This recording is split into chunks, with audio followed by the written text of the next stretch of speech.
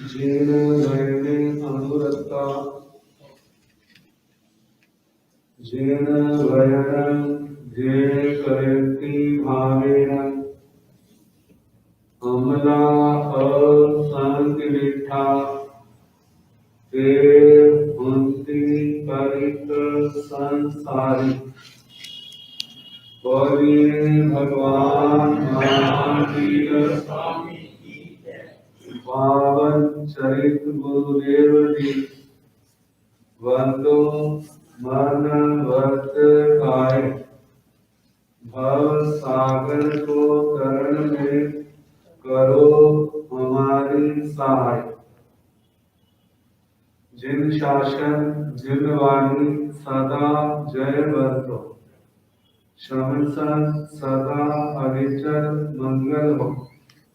मुक्ति को प्राप्त शमन भगवान महावीर स्वामी उनकी परम पावन कल्याणी भागवती वाणी वाचन करो श्री इंद्र मूर्ति गौतम आदि गंधर भगवत योग प्रधानाचार्य परम पूज्य श्री सुधर्मा स्वामी जी महाराज उनकी परम पावन पात्रता वर्तमान आचार्य ध्यान योगी परम पूज्य श्री श्री मुनि जी महाराज एवं गुरुजन सबके पावन चरण सरोजों में मेरा अनंत अनंत बार वंदना नमस्कार। उपस्थित धर्म प्रेमी सज्जनों, माताओं तथा संसार में चार प्रकार के व्यक्ति, कल आपको सुनाया था अस्तमित उदित। अस्त है लेकिन बाद में उसका उदय हो गया। पहले कुछ नहीं था, अब सब कुछ हो गया। लौकिक दृष्टि से भी और लोकोत्तर दृष्टि से। अस्त होने का कारण 18 पापों का सेवन और उदय होने का कारण 18 पापों का त्याग करना, संयम तप के मार्ग पर बढ़ना, ये सबसे ज्यादा शुद्ध मार्ग है। चौथा है अस्तमित अस्तमित। पहले भी अस्त था और बाद में भी आगे भी अस्त है। 18 पापों का सेवन किया था और उसके कारण कुछ नहीं मिला। मानो ये शरीर भी है तो रोगों से भरा हुआ है, घर है न जब जन्मे थे तो माँ बाप से नहीं बनती थी, शादी हुई तो घर वाले से नहीं बनती, रिश्तेदारों से नहीं बनती, और बच्चे हैं तो वो भी कोई अनुकूल नहीं। इसका मूल कारण क्या है? ये 18 पापों का सेवन ही। कितना अच्छा हो वो तीसरे व्यक्ति के समान अपने आप को समझा ले, लेकिन पाप तो बहुत हैं, लेकिन मोह नहीं करो। कहते साक्षात तो दुख नहीं देता, लेकिन दुख देने में कसर भी नहीं छोड़ता। मोहनी कर्म का फल असाता नहीं, असाता तो असाता वेदनीय का है। इसका प्रभाव है आत्मा को मूर्ख बनाना, भ्रमित करना, सन्मार्ग से विचलित कर देना। जब सन्मार्ग से विचलित हो गया, भटक गया, अब वो कितना चलता है, वो सारा चलना भी उसका क्या है, डूबने के लिए। मोक्ष मार्ग से जब आत्मा विपरीत चल पड़ता है, चाहे वो कितनी तपस्या करे, चाहे कितने पुण्य भी करे, उसको तारने में सहायक नहीं होते, क्योंकि उसके बदले वो सुखों की कामना करता है, भौतिक सुखों की। भौतिक सुख मिल जाते हैं, वह खाने पीने ऐश्वर्य में फंस जाता है, फिर आत्मा की ओर से ध्यान हट जाता है। भोग मार्ग जे कष्टों को काटने का मार्ग नहीं है। धर्म का मार्ग कष्टों को दूर करने का मार्ग है। आप इतना सुनते हैं तो ज्यादा यही होता है, आखिर पाप कर्मों को छोड़ा, सच्चे अर्थों में धर्म अपनाया, चाहे वो साधु बना, साध्वी बना, श्रावक श्राविका बने, तो बन के क्या किया उन्होंने, 18 पापों का त्याग किया और संयम और तप की आराधना की। देखा जाए तो ये जैन धर्म का मंत्र है, जिसको धारण करना और इसका आचरण करना, जैसे मंत्र से जहर उतर जाता है, मंत्र से दूसरी दूषित चीजें भाग जाती हैं, लेकिन इस मंत्र से आत्मा के अंदर जन्म जन्म के जो पाप कर्म बैठे हैं वो क्या हो जाते हैं, चले जाते हैं। लेकिन इसका केवल जबान से ही नहीं, आचरण से, आचरण के रूप में लाना। जितना आचरण के रूप में आएगा उतना आगे से आगे बढ़ता जाएगा। तो आत्मा को धर्म के मार्ग से रोकने वाला कौन है? आत्मा को धर्म के मार्ग से रोकने वाला जो मौनी कर्म है। इतने दुख है, टाइम पर खाना नहीं मिलता, चारों ओर क्लेश ही क्लेश। बाजी तो कहता है मैं बड़ा दुखी हूं, कहते दुखी है तो फिर धर्म कर ले। कितने लोग दुख से घबरा के आत्महत्या कर लेते हैं, कहते आत्महत्या की अपेक्षा आप धर्म का आचरण करो। जो मनुष्य जन्म मिला है इसको क्यों गवा रहे हो? संयम तप की आराधना करोगे तुम्हारे पाप कर्म हल्के पड़ेंगे, तुम्हारे को ऐसा रास्ता मिलेगा, सारे केवल एक जन्म के नहीं, जन्म जन्म के आपके क्लेश क्या हो जाएंगे, खत्म हो जाएंगे। पुराने संत कह देते हैं, सुनाते थे, कहते दुख से घबरा के कहते हैं मर जाएंगे, मरने के बाद भी शांति नहीं मिली तो फिर कहाँ जाओगे, फिर कहाँ जाओगे? अब क्या रह जाएगा?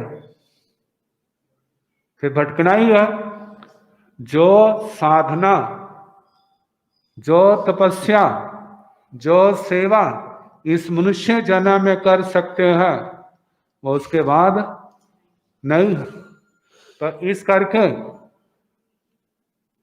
हम इस मनुष्य जन्म जो अनंत अनंत पुण्यों से मिला है इसका हम सदुपयोग करें।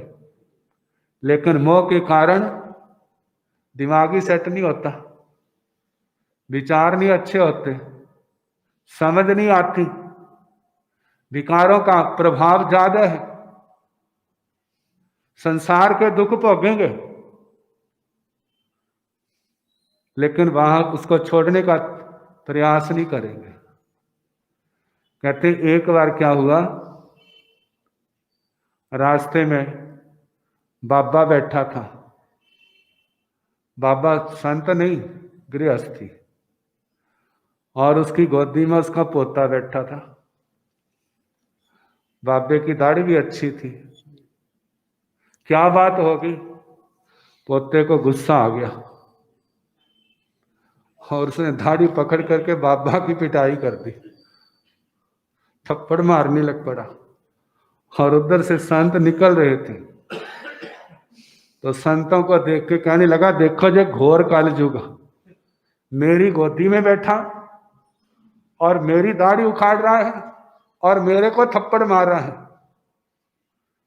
कहते कैसा घोर कलयुग है। संत कहने लगे, यदि इतना दुखी है तो हमारे साथ आ जा।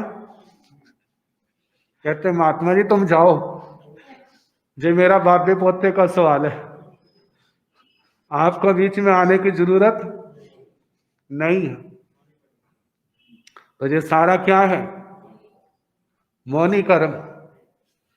मोह आत्मा के लिए त्याग नहीं आने देता। संसार के सुखों के लिए तो त्याग कर देते हैं, संसार के सुख हमारे बड़े, उसके लिए बड़े से बड़ा त्याग कर देंगे, लेकिन कर्मों के बंधनों को काटने के लिए उनका त्याग समझ नहीं आती। जब समझ नहीं आती तो फिर नए पाप कर्म, उनका आचरण, उनकी शुरुआत, पुराने पाप भोगे जा रहे हैं और आगे के लिए पाप किए जा रहे। तो ऐसे व्यक्ति क्या है, पूर्व जन्म में अच्छे किए नहीं थे, अब अच्छे हो नहीं रहे, तो इसका मतलब अगला जन्म भी अच्छा उनका नहीं है। ऐसे लोग अस्तमित है। इसी बात को केवल एक जीवन को लेकर के भी घटाया जा सकता है। एक बचपन में भी, जीवन की पहली अवस्था में भी उदित है और आखिरी अवस्था में बुढ़ापे में भी क्या है, उदित है। पहले भी खुशहाली है, बाद में भी खुशहाली है। एक ऐसे लोग हैं उदित अस्तमित। बचपन तो बड़ा आराम से निकला, जवानी आराम से निकली, लेकिन जब बुढ़ापा आया तो पुण्य का सारा अस्त हो गया। अब चारों ओर परेशानियां ही परेशानियां। और कितने एक लोग ऐसे हैं, बचपन तो गरीबी में बीता, आधी जवानी भी गरीबी में बीती, लेकिन बाद में पुण्यवानी आ गई, सब प्रकार से खुशहाली। बच्चे पढ़ लिख के कारोबार चल पड़ा, बच्चे बड़े आज्ञाकारी हैं, सब प्रकार से सुख शांति है।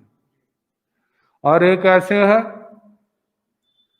पहले भी अस्त और बाद में भी अस्त। बचपन में भी दुख गया, दुख में गई, जवानी भी और बुढ़ापा भी। रोते रोते आए थे, रोते रोते दुनिया से जा रहे, लेकिन सारा है किसके हाथ में? कल बताया था ना, किसके हाथ में है? हमारे ही हाथ में, आपके हाथ में है। अब इन हाथों को कैसे चलाना है, पैरों को कैसे चलाना है, जो आत्मा के हाथ में है। जिसने सन्मार्ग पर चल पड़ा तो उसका तो कल्याण हो गया, और जिसने सन्मार्ग को छोड़ करके गलत रास्ते पर कदम रख लिया उसका पतन हो गया, उसका अस्त हो गया। तो इस करके जो सारा सुन के हमने अपनी आत्मा को समझाना, प्राय करके जैसे दूसरे को समझाते हैं ना, बच्चा ऐसा नहीं करना, बच्चा ऐसा नहीं करना, जरा देवी के हे आत्मा ऐसा नहीं करना, ऐसा नहीं करना, 18 पापों का त्याग करना और धर्म ध्यान करना, अच्छे रास्ते पर चलना। जो गलत रास्ते पर चलते हैं उनका जानना, जे लोक अच्छा ना परलोक अच्छा, ना संसार यात्रा अच्छी। जो पाप के मार्ग को छोड़ के धर्म के मार्ग पर चलते हैं उनका जे लोक भी अच्छा, परलोक भी अच्छा, और एक दिन सारे कर्मों के बंधनों को काट करके सदा परमात्म स्वरूप को पाने के अधिकारी बन जाते हैं। जे अपनी आत्मा को भी थोड़ा समझाने का प्रयास करे, भावना भरे अपनी आत्मा में, केवल इसी जन्म में नहीं, जन्म जन्म में मेरे को कभी गलत रास्ते पर, पाप के रास्ते पर नहीं चलना, मेरे को धर्म के रास्ते पर चलना, संयम के रास्ते पर चलना, तपस्या के रास्ते पर चलना, ताकि मेरे जन्म जन्म के क्लेश समाप्त हो जाए। जिन्होंने ऐसी बुरी भावना से बचा और अच्छी भावना में चलाया, और वो एक दिन सदा के लिए दुखों को काट करके आत्म स्वरूप में लीन हो जाते हैं। अब इसके आगे जो और वर्णन आएगा फिर जैसे समय होगा सुनाने का प्रयास किया जाएगा। कर्म विज्ञान को समझने के लिए 25 बोल में 10वां बोल कर्मार्थ सुनाया जा रहा है। ज्ञानावरणीय, दर्शनावरणीय और वेदनीय इन 3 कर्मों तक अभी हम पहुंचे हैं।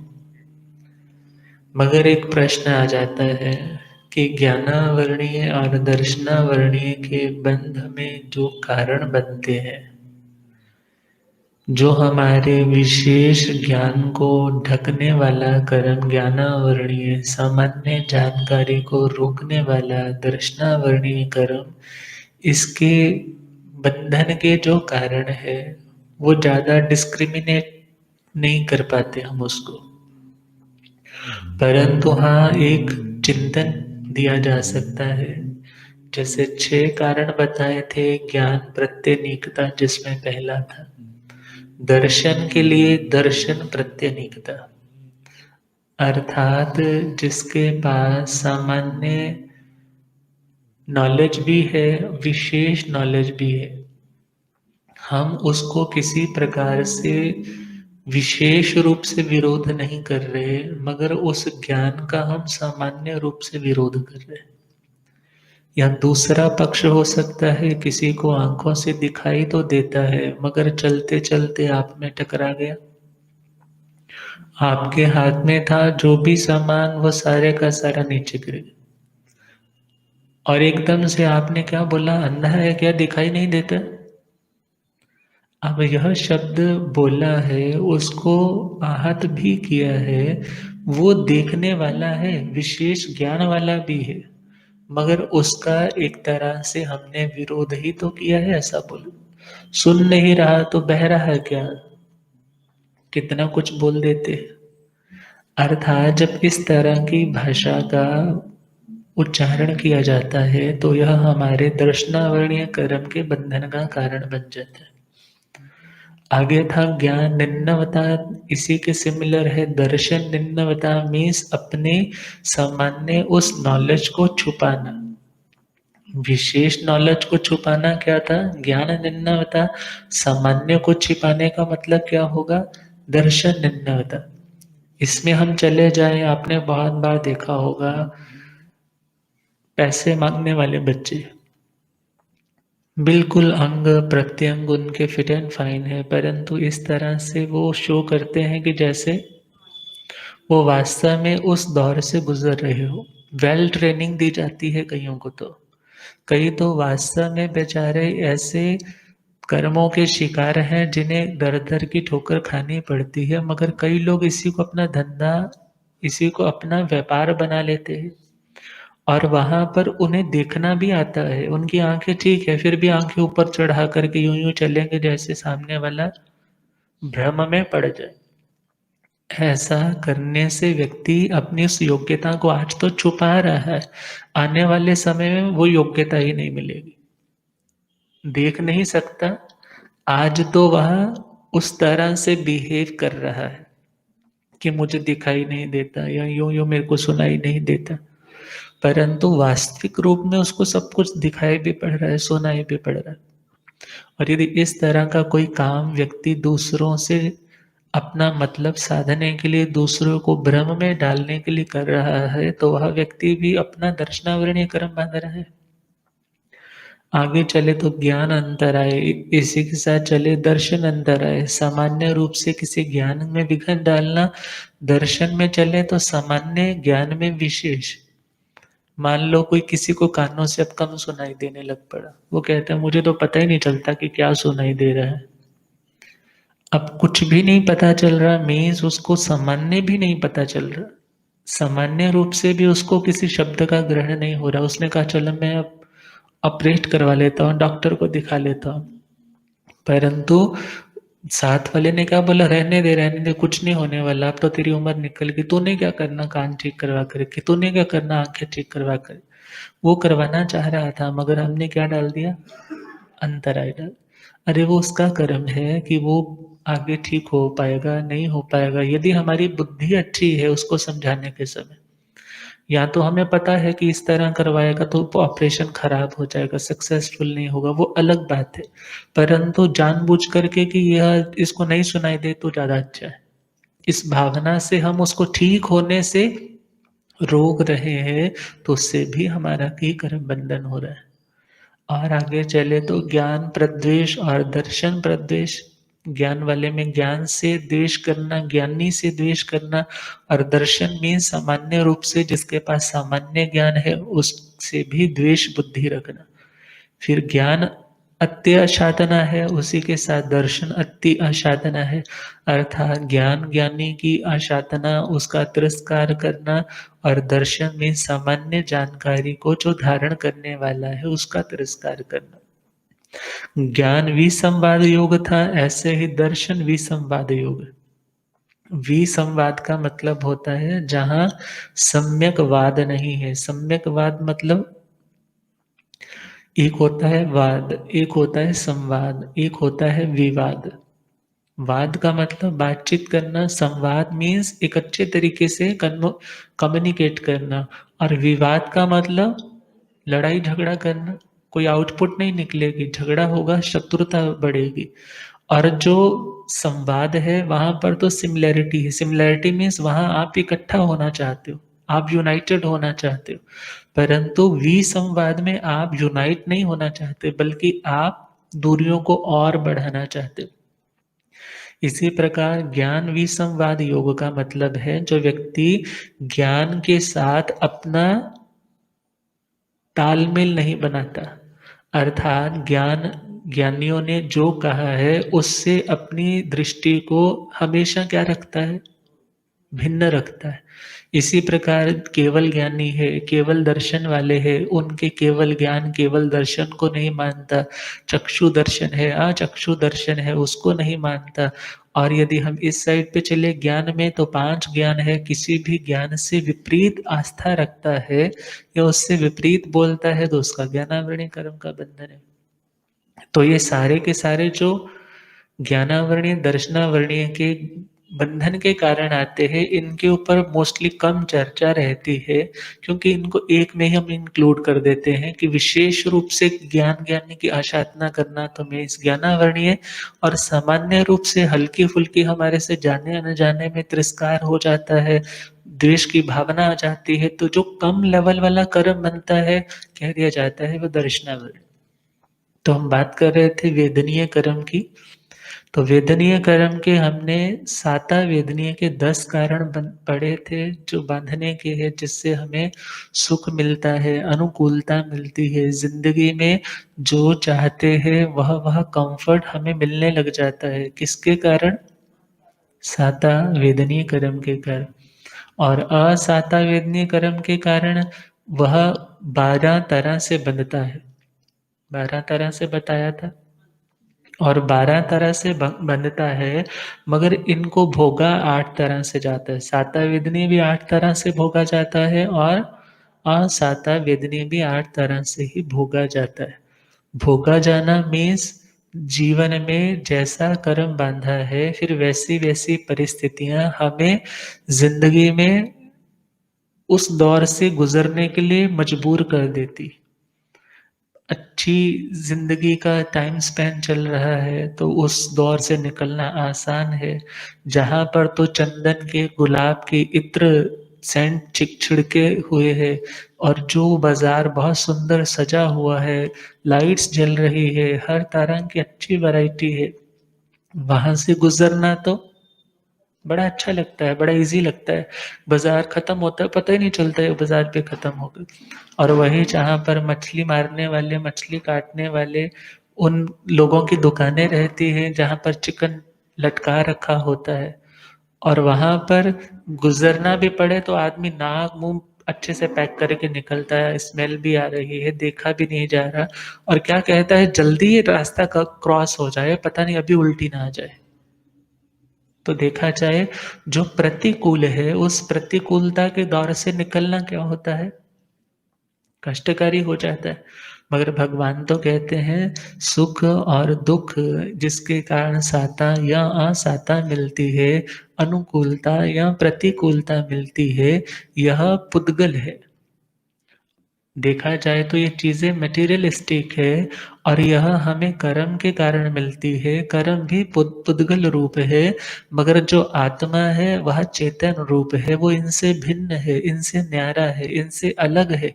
और यदि हर स्थान पर हम मात्र अपनी आत्मा का चिंतन करें, निश्चय से आत्मा की विशुद्ध दशा का ज्ञाता और दृष्टा का चिंतन करें, वहां से बचाव रखना अलग बात है, मगर उसके प्रति घृणा करना अलग बात है। तो हम उस घृणा से भी बच जाएंगे। तो 8 तरह से साता वेदनीय कर्म भोगा जाता है। पहला है मनोज्ञ शब्द। मनोज्ञ का मतलब होता है जिसको मन जानता है। मन जिसको जानता है। ये मन किसको जानता है? कहोगे महाराज जी ये तो दोनों को जानता है, अच्छे को भी जानता है, बुरे को भी जानता है। मगर जानने का मतलब क्या है? यहाँ जानने का मतलब है जिससे आप पसंद करते हो और जिसको आप नापसंद करते हो। कोई पूछता है कि वो तेरे को जानता है, तो आप क्या कहते हो? नहीं नहीं मैं उसको नहीं जानता। अरे वो तो तेरा रिश्तेदार है। नहीं दूर का होगा। परंतु जो आपकी बड़ा नियर एंड डियर है, आपकी पसंद वाला है, आपको अच्छा रिलीफ देता है, सुकून देता है, देखना, मिलना, सुनना, बातचीत करने से भी आप रिलैक्स हो जाते हो। वो भले आपके ब्लड रिलेशन का भी नहीं है। कोई पूछता है तुम उसको जानते हो? हाँ हाँ वो मेरा बड़ा अजीज है, बोलते हैं ना। तो ये दिल, ये मन जिसको जानता है, मीन्स अच्छे रूप में जिसको एक्सेप्ट करता है, उसको बोलते हैं मनोज्ञ। और जिसको पसंद नहीं करता, जिसको रिपेल करता है, जिसको दूर देखना चाहता है, वो होता है अमनोज्ञ।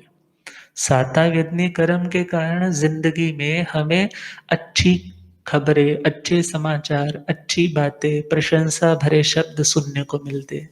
सुख तो मिलता है ना, अच्छा सुना। वो पुद्गल जन ने पुद्गलों के रूप में वो शब्द सुने, तो हमें जो आनंद मिला है वो पौद्गलिक आनंद है। मगर आत्मा का, आत्म ज्ञान का जो आनंद है वो इससे अनंत गुना अधिक है और उसका कंपैरिजन ये दुनिया के पौद्गलिक सुख कभी नहीं कर सकते। परंतु जिंदगी में यदि अच्छी सूचनाएं मिलती हैं, अच्छे मैसेजेस आ रहे हैं, आपके बारे में अच्छे ही अच्छे लोग बोल रहे हैं, आप अच्छा ही अच्छा सुन रहे हो, घर में कोई झगड़ा नहीं हो रहा, सबके प्रेम की बातें सुन रहे हो, घर में समाज में सब अच्छा चल रहा है, आपको अच्छा ही अच्छा सुनने को मिल रहा है जिसको आप पसंद करते हो, तो वो किसके कारण है? साता वेदनीय कर्म के कारण। आगे है मनोज्ञ रूप। जो रूप आपकी इन आंखों को अच्छा लगता है, जिसको आप देखना चाहते हो, वैसे वैसे रंग, वैसे वैसे लोग आपको दिखाई देते हैं, आपको मिलते रहते हैं। किसके कारण? इस सातावेदनी कर्म के कारण। आगे है मनोज्ञ गंध। आपको वातावरण अच्छा मिल गया, आपको घर ऐसी जगह पर मिल गया जहाँ पर किसी तरह का पोल्यूशन रेट ज़्यादा नहीं है, जहाँ के लोगों का खाना पीना अच्छा है, जहाँ पर गटर्स के ढक्कन खुले हुए नहीं है, मीन्स जहाँ पर हर चीज़ बड़ी अच्छी तरह से वेल तरीके से बनी है और जहाँ पर किसी तरह की कोई फाउल स्मेल नहीं है कि आप दिक्कत महसूस करो। तो वह यदि अच्छी सुगंधिमय वातावरण की उपलब्धि आपको हो रही है, उसका रीजन कौन सा कर्म है? यह साता वेदनीय कर्म। आगे है रस। आपका भोजन का समय हुआ, आप मन में जो सोचते हो, आपको जो टेस्टी लगता है, जो आपकी पसंद का खाना है, वो सब आपकी थाली में आ गया। तो किसके कारण? सातावेदनीय कर्म के कारण। आप कहीं पर गए, सपोज बाहर घूमने भी गए, लोगों को तो वहां पर कुछ खाने को नहीं मिला अपने पसंद का, परंतु वो पहुंचा और पता नहीं वो सारा कुछ अरेंज भी हो गया कि ये चीजें सब अवेलेबल हो जाएंगी। अब वो आराम से उसको खा रहा है, तो उसकी पसंद की चीज जो उसे स्वादिष्ट लगती है, जो उसके मन को भाती है, उन चीजों की उपलब्धि भी यदि किसी को हुई, वह किस कर्म के कारण? साता वेदनी कर्म के कारण। कहते हैं ना किसी को खिलाया होगा तो मिल भी जाएगा खाने को, मगर भावना शुभ होनी चाहिए। आगे है मनोज्ञ स्पर्श, ऐसा स्पर्श जिससे आपको सुख की अनुभूति होती है, जिससे आपको साता की फीलिंग आती है कि मैं रिलीफ फील कर रहा हूँ। आपके पास कंफर्टेबल बेड्स हैं, कंफर्टेबल आपके पास कपड़े हैं, हर तरह का फैब्रिक जो आपको पसंद आता है, जो आपकी स्किन को अच्छा सूदिंग इफेक्ट देता है, आप वो खरीद सकते हो। किसके कारण? नहीं भी खरीद सकते, आपको गिफ्ट्स में ऐसे कपड़े मिल जाते हैं जो आपको बड़े पसंद है, जो आपकी स्किन के लिए बड़े अच्छे ज़्यादा है। और चले तो आपकी स्किन पर किसी तरह कोई इरिटेशन नहीं हो रही, कोई इचिंग नहीं हो रही, कोई स्किन एलर्जी नहीं हो रही, आप पूरी तरह से स्किन के मामले में भी चमड़ी के रोगों से मुक्त हो। ये किसके कारण है? ये सातावेदनी कर्म के कारण।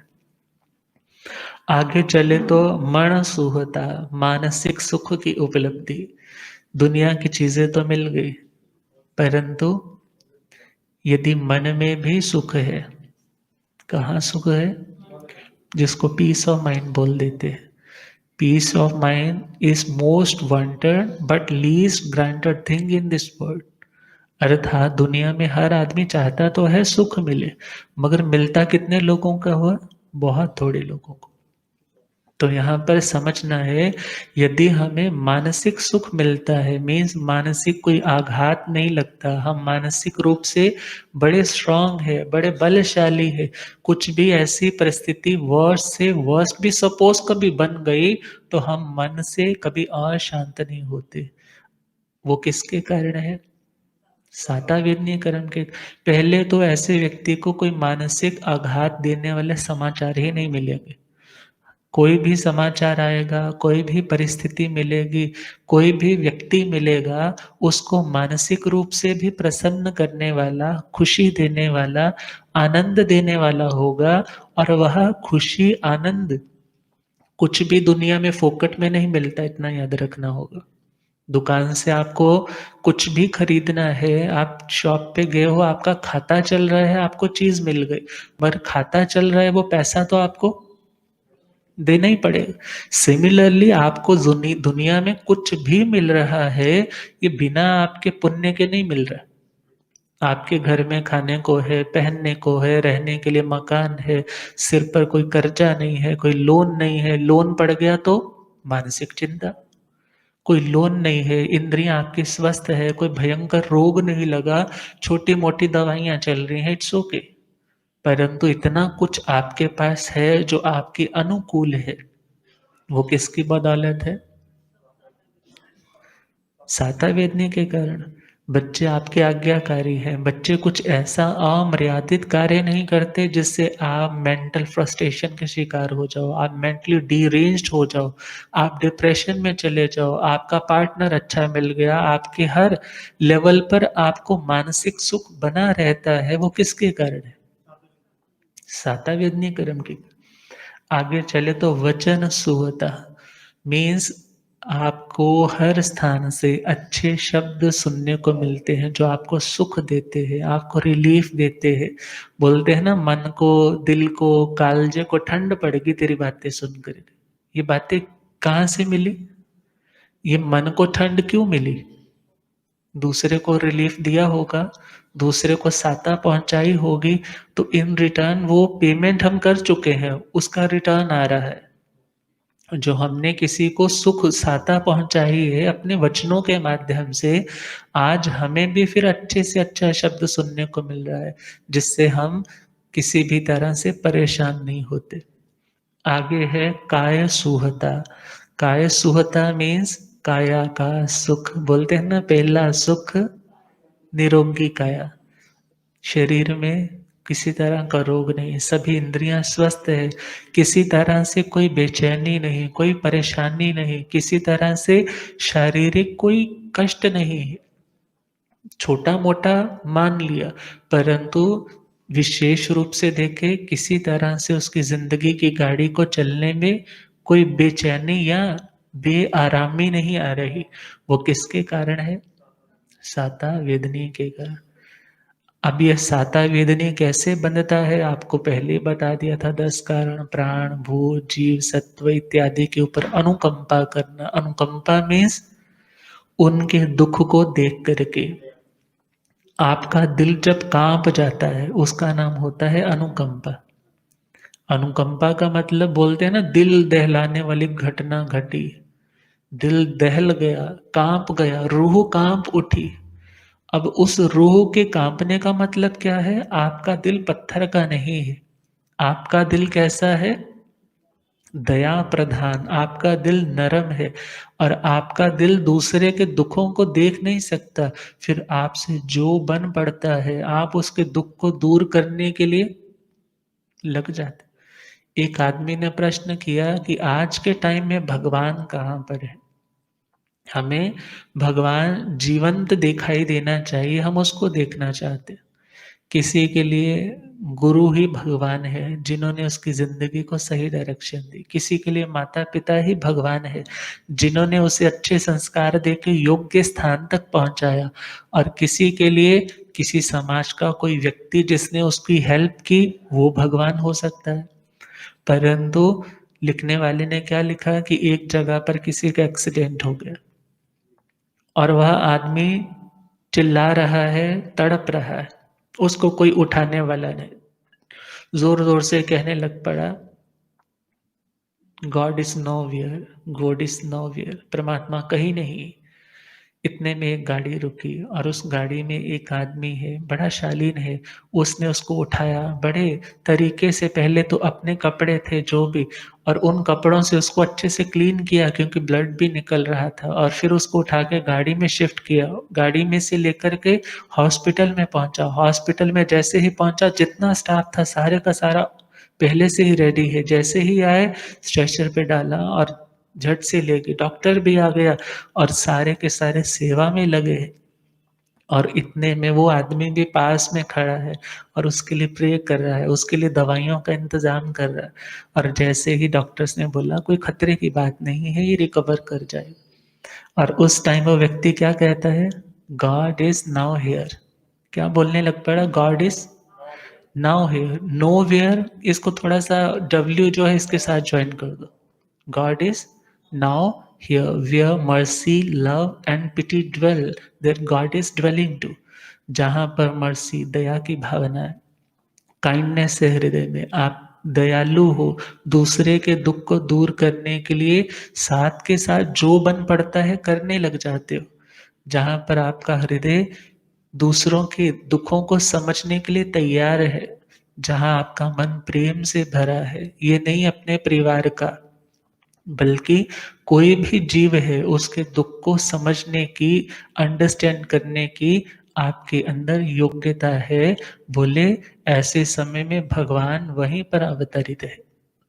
अर्थात जिस आदमी में ऐसे अलौकिक गुण, ऐसी डिविनिटी अवतरित हो गई है, वह व्यक्ति भी तो भगवान तुल्य है। ये एक अपेक्षा भेद है। वैसे देखा जाए तो जो व्यक्ति राग और द्वेष सब कर्मों के बंधनों से मुक्त हो जाता है, उसको भगवान कहा जाता है। मगर हाँ, भगवान के उस लेवल तक पहुँचने के लिए यह चीज़ें तो फंडामेंटल है। ये चीज़ें तो आधारशिला है, मैत्री का भाव, करुणा का भाव, दया का भाव। और यदि यह नहीं है और कोरे आप क्रियाकांड कर रहे हो, तो वास्तविक अर्थों में वह व्यक्ति धार्मिक नहीं हो सकता। क्योंकि सम्यक दृष्टि के 5 व्यवहार के लक्षण बताए हैं और पहला ही लक्षण कौन-सा है? संवेग, निर्वेग, अनुकंपा और आस्था। तो जिसके अंदर अनुकंपा है, दया है, वह व्यक्ति सिंपल से अर्थों में समझे, साता वेदनीय कर्म का बंधन करता है। साता वेदनीय कर्म के बंधन के 12 कारण बताए थे, पर दुख न्याय, दूसरे को पीड़ा पहुंचाना, दूसरे को टेंशन में डालना, शोक देना, दूसरे का वध करना, दूसरों का रोने तड़पने के लिए मजबूर कर देना और दूसरों की पिटाई करना, पीटना, और दूसरे अन्य आदमी को परिताप अर्थात एक तरह से चारों ओर से इस तरह से टॉर्चर करना, इस तरह से षड्यंत्र का शिकार बनाना कि वह व्यक्ति भीतर ही भीतर क्या होने लग जाए, कल्पने लग जाए, खपने लग जाए, और उसके कारण व्यक्ति कौन से कर्म बांधता है, असाता वेदनी। यह तो एक 6 चीजें बताई थी, इसी के साथ बहु, बहु का मतलब है एक्सेस में। हम बहुत ज्यादा जब किसी को कल्पाते हैं, पीड़ा पहुंच देते हैं, दुखी करते हैं, इन कारणों से क्या बनता है, असाता वेदनीय कर्म। हमने पेमेंट की है, हमने बीज बोए हैं, तो उन बीज का जो फल आएगा, वो फल किसको खाना पड़ेगा, स्वयं को ही खाना पड़ेगा। और भगवान कहते हैं ये कर्म भी 8 तरह से भोगा जाता है। अमनोज्ञ शब्द, जो शब्द आपको पसंद नहीं है, सामने आकर के वो कुछ छाती तान करके बोलता है आपके बिल्कुल मुंह के सामने, और वो आप बोलते हो तुझे शर्म नहीं आती, मेरे साथ जुबान लड़ा रहा है, परंतु आपको सुनना पड़ रहा है। क्यों सुनना पड़ रहा है? क्योंकि आपने वहां असाता वेदनीय कर्म बांध रखा है। आगे चले तो अमनोज्ञ रूप, जिस आदमी को देखना नहीं चाहते, जिन दृश्यों को आप निहारना नहीं चाहते, वो दृश्य बार बार आपके सामने आते। गंध, जिस गंध को आप सूंघना नहीं चाहते, वो स्मेल में, ऐसे वातावरण में आपको रहने के लिए मजबूर होना पड़ता है। जो रस आपको पसंद नहीं है, जो टेस्ट आपके अकॉर्डिंग नहीं है, वैसा फूड आपको खाना पड़ता है, वैसा भोजन आपको करना पड़ता है। क्यों करना पड़ रहा है? मनपसंद क्यों नहीं मिला? और आप इतने पुण्य करके आते, आपको हर चीज आपके मन चाही मिलती, परंतु कभी मन चाही नहीं मिली, तो क्या सोचे, कर्म का उदय है तो मुझे अशांत नहीं होना, मुझे शांत रहना, शांत रहूंगा तो यह असाता वेदनीय कर्म कट जाएगा। मगर आज फिर अशांत बना तो क्या होगा, पुराने वाला कर्म टूटा और नए वाला कर्म फिर से बन जाएगा। और अमनोज्ञ स्पर्श, अर्थात जो मन को, अच्छा गुरुदेव पधारे, हो रब मेरा सतगुरु बन के आया मैं, ਰੱਬ ਮੇਰਾ ਸਤਿਗੁਰ ਬਣ ਕੇ ਆਇਆ ਮੈਂ ਡੂਬੇ ਰਹਿ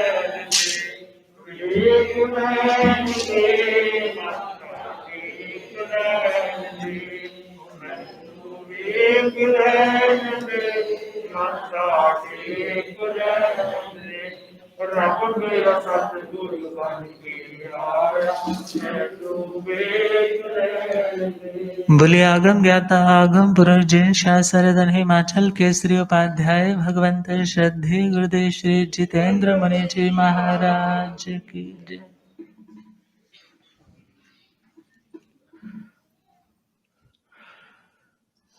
तो किसी आदमी को मन चाहा, जो उसको पसंद है, एक होता है हेल्थ वाइज चीज अच्छी मिलना, और एक होता है आपके टेस्ट के अकॉर्डिंग वो चीज अच्छी मिलना। तो देखा जाए दोनों ही तरह से हम चले। जिसने असाता भोगनी है, जिसने दुख कष्ट भोगने हैं, क्यों भोगने हैं? क्योंकि इनविटेशन कार्ड डाला है ना, इनवाइट किया है, तो वो रिश्तेदार तो मिलने आएंगे ही, जिनको रिश्तेदार बनाया है, जिनसे रिलेशन जोड़ा है। अब इसी प्रकार यदि असाता वेदनी को इनवाइट किया है, तो असाता वेदनी भी आने ही वाला है। तो देखा जाए यदि रस अर्थात आपको ना हेल्दी डाइट मिल रही है, ना आपके टेस्ट के अकॉर्डिंग मिल रहा है, तो वह किस कर्म के कारण, असाता वेदनी के कारण। आगे चले स्पर्श, स्पर्श अर्थात जो अनुकूल स्पर्श है वो तो हो गया मनोज्ञ स्पर्श, और जो प्रतिकूल है, जो आपकी बॉडी के लिए अच्छा स्पर्श नहीं है, अर्थात जिसका स्पर्श करना, जिसको टच करना आप नहीं चाहते, जिसको टच करने से आपको इरिटेशन होती है या आपको स्किन की डिजीज बन जाती है, तो वह सारी डिजीजेस किसके कारण आती है, इस असाता वेदनीय कर्म के कारण। हम देख लें श्रीमद् दुख विपाक सूत्र, जहाँ पर मृगलूढ़ा वर्णन आता है, विजय राजा विजया रानी, वहाँ उनका जो आत्मज है, मात्र एक कैसा पिंड है, एक मांस का लोथड़ा, मात्र चिन्ह चिन्ह से हैं आंखों के, नाक के, नासिका के। जो भी खाता है वह खाया हुआ सारे का सारा भस्मक रोग है, सारे का सारा एसिड फॉर्म में कन्वर्ट होकर के सारा वॉमिट हो जाता है, और जैसे ही वॉमिट होता है उसी को फिर चाटने लग जाता है। इतनी भयानक दशा किसी ने नहीं की, किसी भगवान ने नहीं की, किसी आदमी नहीं की, किसी देवता ने नहीं की।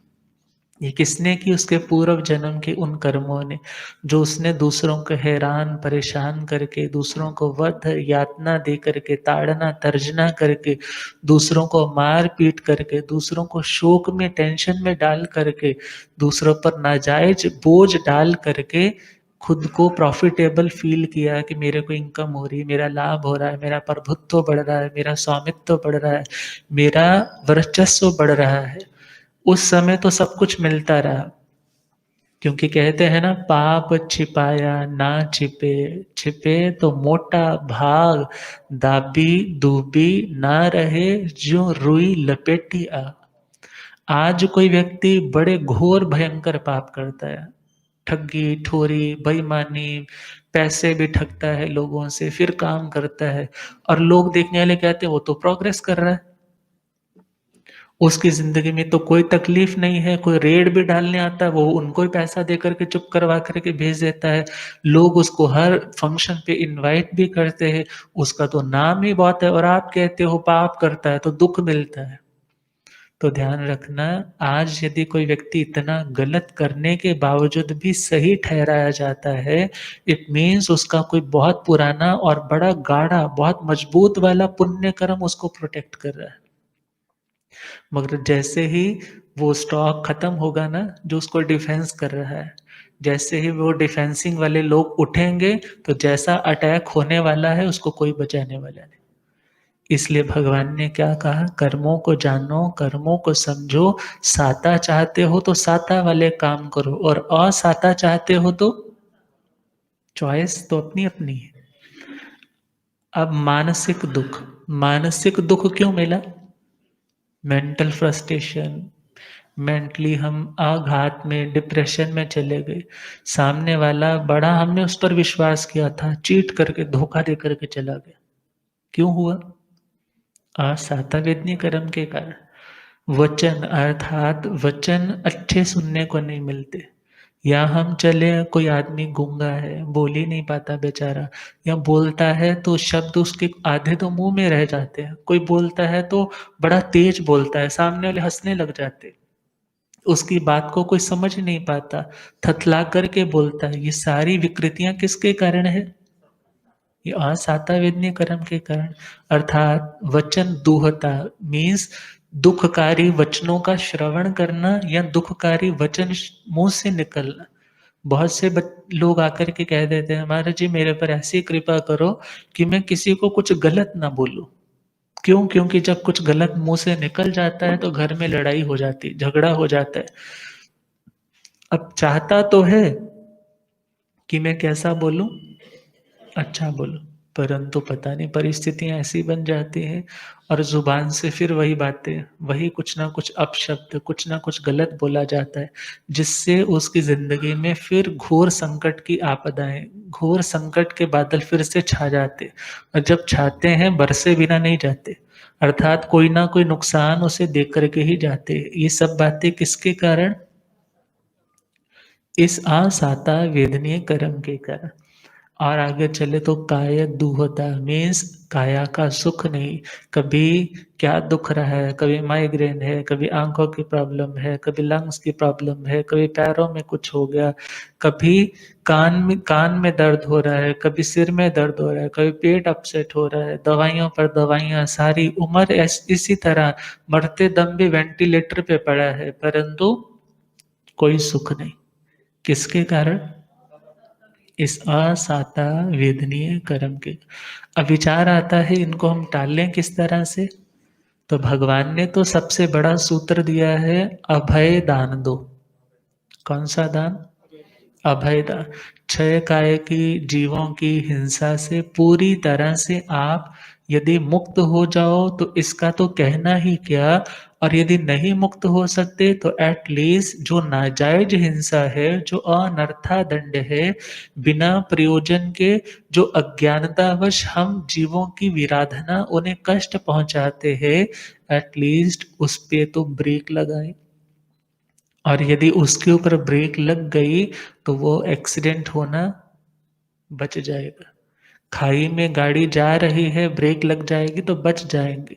इसी प्रकार इन बातों को समझ लिया कि ये असातावेदनीय कर्म उस खाई के समान है, उन बड़े बड़े गड्ढों के समान है जिसमें जिंदगी की गाड़ी दुख का अनुभव करती है, ये जीव परेशानी का अनुभव करता है। सातावेदनी वो अच्छा ट्रैक है जो स्मूथ भी है और आपको लक्ष्य तक जोड़ने वाला भी है, क्योंकि सब कुछ आपके अनुकूल है, तो उस व्यक्ति को साधना करना भी आसान हो जाता है।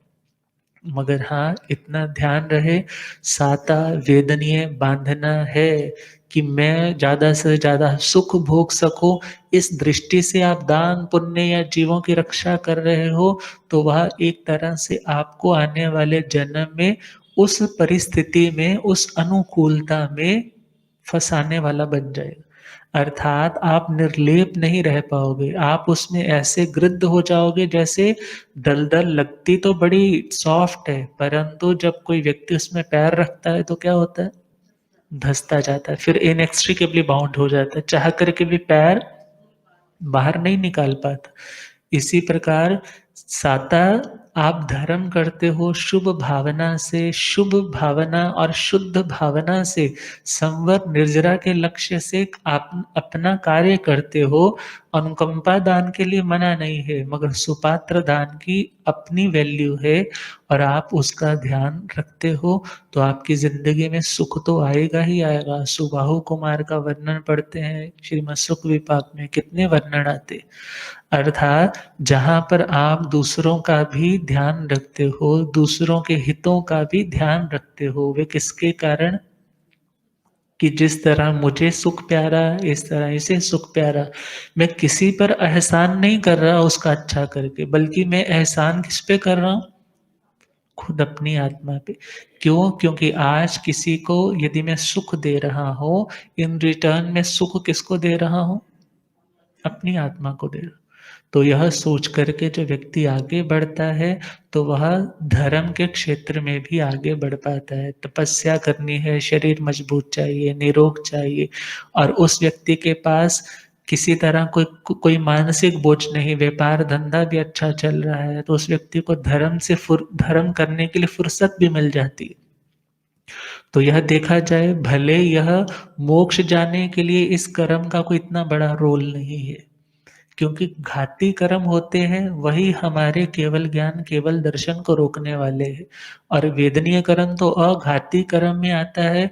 मगर फिर भी सामान्य दृष्टि से देखें, यदि जिंदगी में यदि अनुकूलता बनी है, इंद्रियां आदि स्वस्थ है, तो उस व्यक्ति के लिए जप तप स्वाध्याय ध्यान इत्यादि करना भी आसान हो जाता है।